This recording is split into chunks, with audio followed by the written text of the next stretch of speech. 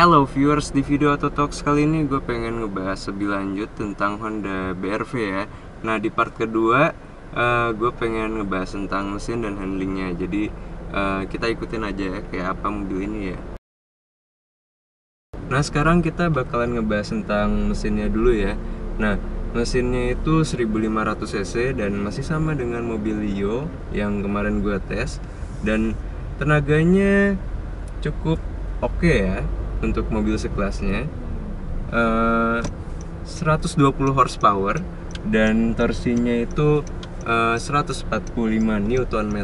Nah sayangnya menurut gua walaupun tenaganya terbesar di kelasnya, cuma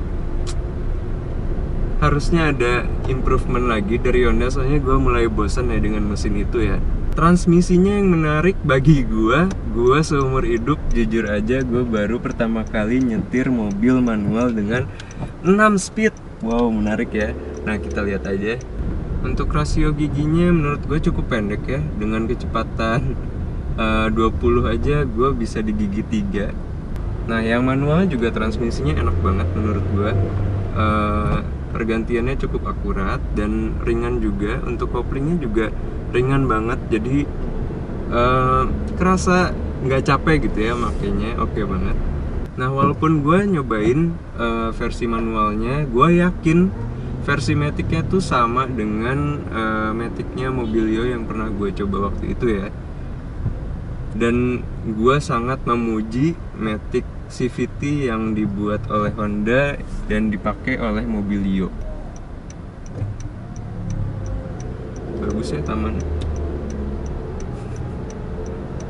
Ada spanduknya.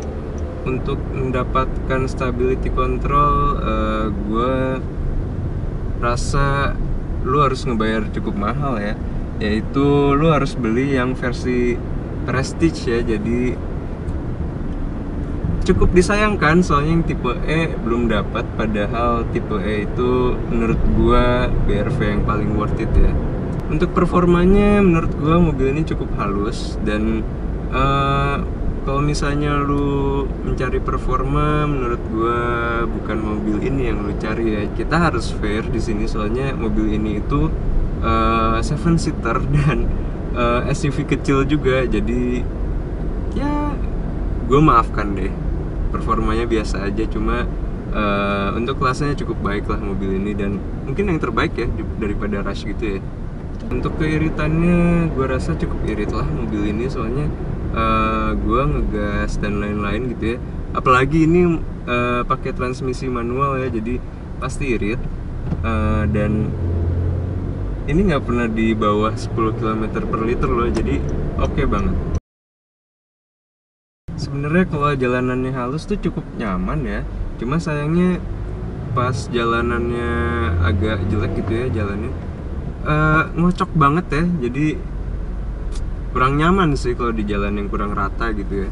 Aduh jalan ya kayak gini ngocok gitu loh mobil ini. Aduh. Padahal gue nggak terlalu kencang juga lewat situ.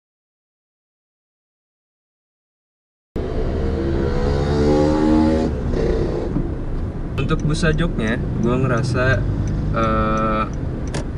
entah ya perasaan gue doang atau gimana, cuma rasanya lebih nyaman dibandingkan dengan Mobilio ya.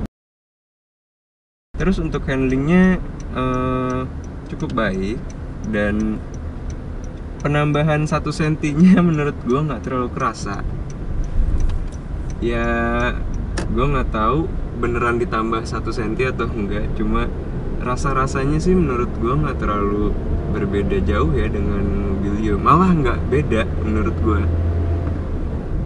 Tapi selama nyetir ini impresi gue cukup ngerasa mobil ini kayak mobil yang lebih mahal sih daripada harganya. Soalnya gue suka sama ini ya, si speedometer gitu, desainnya bagus banget kayak jazz.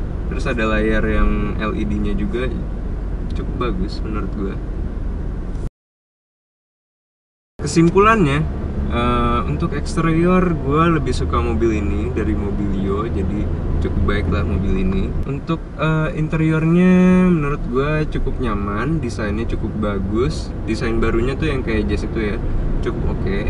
Dan gue juga suka sama speedometernya, desainnya bagus banget. Untuk mesinnya, gue ngerasa mobil ini cukup bagus ya, dan gue tuh suka banget dengan keiritan mobil ini. Jadi patut diacungi jempol ya. Transmisi manual juga nyaman banget dipakai di dalam kota, ringan, gak berat sama sekali. Dan unik juga bisa dapat mobil yang ada 6 speed ya. Jadi pengalaman yang menarik juga dari mobil ini. Handlingnya mirip banget dengan Mobilio, cukup baik ya. Dan ini kan katanya SUV, jadi ditinggiin, tapi ternyata cuma lebih tinggi 1,1 cm. Jadi rasanya sangat mirip dengan Mobilio ya. Untuk kenyamanannya di jalan halus enak, sayangnya di jalan yang gak rata tuh ngocok banget. Nah sekarang kita akan masuk ke harganya. Harganya untuk yang tipe S itu 228 juta di Jakarta ya, on the road ya. Dan untuk tipe E yang tipe tengah-tengah itu harganya 238 juta. Ngafalinnya cukup mudah ya, soalnya tinggal ditambahin aja 10 juta. Dan untuk yang tipe Matic-nya 248 juta. Cuma yang tipe Prestige-nya itu cukup mahal harganya, soalnya harganya tuh udah menyentuh 267 juta on the road Jakarta saat gua ngetes mobil ini. Jadi gua ngerasa harganya mobil ini cukup mahal yang tipe Prestige. Cuma yang tipe E menurut gua worth it banget, cuma sayangnya keamanannya nggak sebanyak tipe Prestige ya, jadi cukup disayangkan. Oke, rasanya gue udah cukup banyak cerita tentang mobil ini. Jadi kalau misalnya lu suka sama video ini, like. Dan kalau misalnya lu pengen konten tentang otomotif juga bisa subscribe. Makasih banget udah nonton. Gue akhirin videonya ya di sini ya. Thanks guys.